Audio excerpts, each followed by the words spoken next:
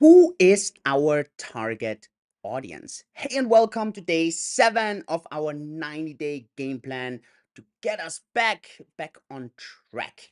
Yesterday we discussed an MVP, minimal viable product, and I told you already that we're going to be discussing a very specific approach to the product and to the marketing. Tomorrow, Wednesday, internally, we have a pulse. We do those pulses on a weekly, or actually bi-weekly basis, and we update the team on quite specifics on the product, specifics on the marketing, show them some tactics, show them some updates.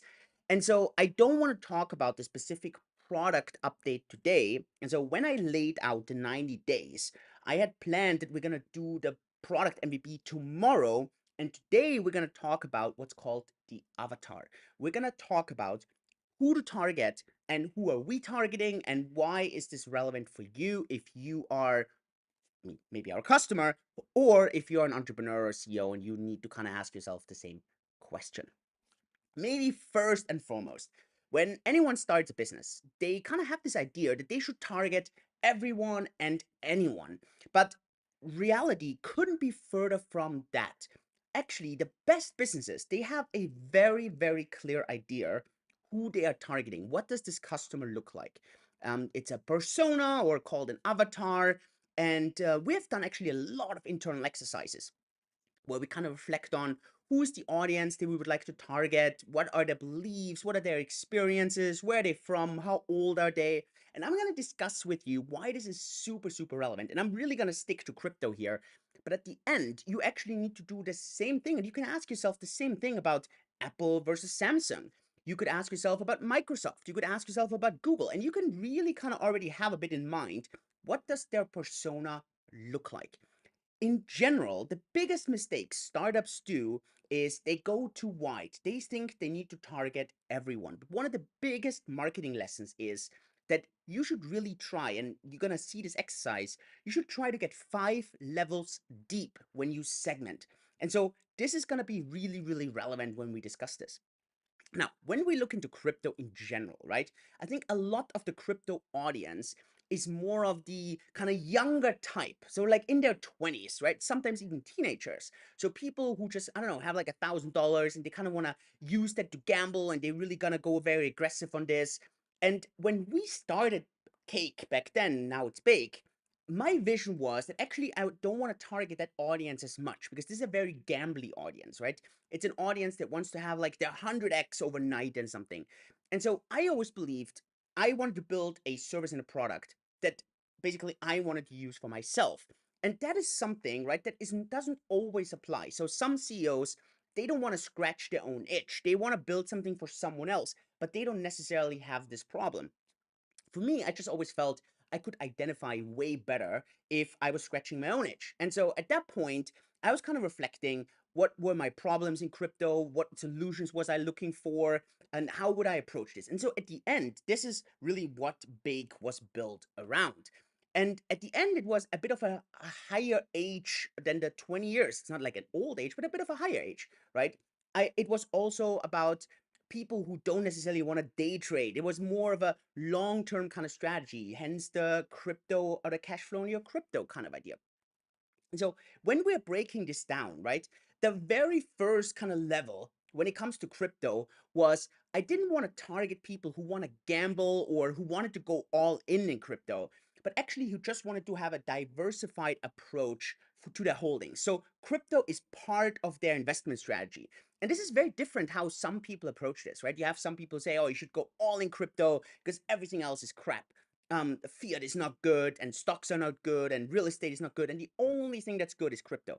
And I just always believed that crypto should be part of a very well diversified portfolio.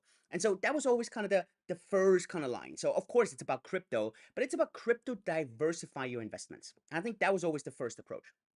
Now, the second one was, should we rather target women or should we rather target men? And I know this is a very difficult topic nowadays, but actually in marketing, it's not. It's actually a very straightforward one. And look, there's companies who really try to empower women in crypto. I think that's amazing. But at the end, I am a man. I can identify really well with the problems and the ideas there. And I know that the majority of crypto, I think it's like 97% or something of crypto investors are men. So I thought, okay, we're gonna target men and men who wanna like don't go all in, but they wanna diversify, right? So 2 levels deep. Now let's discuss age. And so on the age side, I had discussed this before. It was not about having this super young, gambly target audience. It was not about technical analysis. It's not about like going with 10x leverage or something. It was really more on let's build a solid position, diversify, build cash flow on top, and hold for the long term.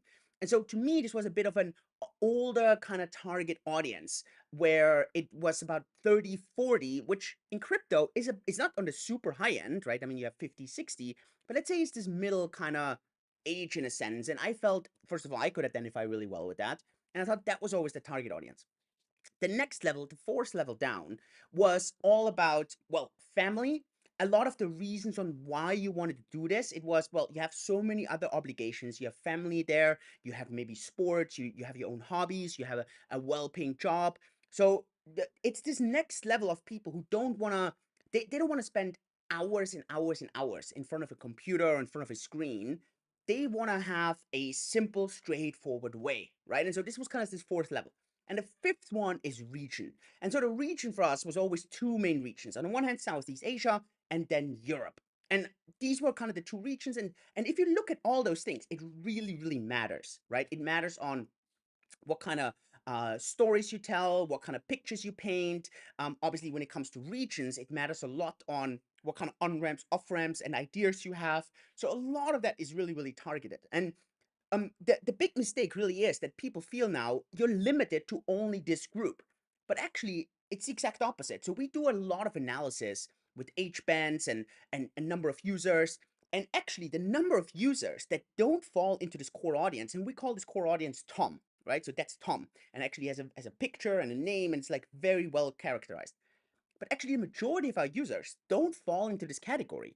The majority of our users fall outside of this category. And so now you would be thinking, huh, is this then smart to have such a target audience if the majority of the users fall outside of this category? But it's actually what you have to do, right? You have to start somewhere and you have to be aware that from there it really spreads away. And this is totally normal. We're not going to say no to a woman signing up. Absolutely not. We love that, right? We don't say no to someone who's outside of Europe and outside of Southeast Asia. Of course, we would never say no to that. And if you look at other companies, right? So I think, let's say, for example, Coinbase's target audience is the US, right? That's what they're focusing on. They're really focusing on the highly regulated, like almost like bank style. They look for institutional, right? So that's their target audience. Now, does this mean that someone from Asia is not going to use them? No, of course, some will use them, right? And that's totally normal. Of course they're gonna say yes, but they're gonna have this core kind of focus. And like Kraken has their own, Binance has their own, and the very successful companies, they are really, really clear on who they are targeting, right? And of course, you're gonna have a lot of other people. So I want to be very clear. I'm not trying to discriminate and saying no, don't join us. The exact opposite, right? I would love everyone to join, but for this, we really have to kind of start somewhere. And many times you start 5 levels deep. And then from there, you could always move level by level up, right? So if we look at this and we say, hey, region, at some point, really strong in Europe, Southeast Asia, great, let's take it a level up. Let's expand into other regions, and so on and so on. And I think that's always a bit of the approach that successful companies take. And obviously over the past 8 months this has been very, very difficult, and prior to that we have seen a bit of a bear market, so it was also not so easy. But if we look back 2019, 2020, 2021, that was really where our success was there, and now we're kind of bringing this back. And so we're really going to be focusing on that, and I would be very curious to hear, maybe let me know in the comments, do you actually fall into that kind of target audience, right? It would be interesting to hear. Or do you not? And look, just because you not does not mean that this is the wrong place for you. It's actually not. Like I mentioned, it's just you need to start somewhere. And I think that's an absolute crucial and concept. And you will see this in any business that you go. I think most businesses are just not as straightforward, honest about that. And here I just really want to kind of show that. And yeah, so when you're gonna listen to the products tomorrow, and then when you're gonna hear a bit about the marketing strategy and the marketing approach, then I think you're gonna recognize a lot of these ideas and a lot of these patterns. So yeah, I really hope that helps. I really hope that gives you some good concept on all that. Try it out. Go for those 5 levels. and see how this works for yourself. With this, I hope you get value out of this. If you do, subscribe, click the like, follow us for more. See you tomorrow for day 8. All the best. Julian, bye-bye.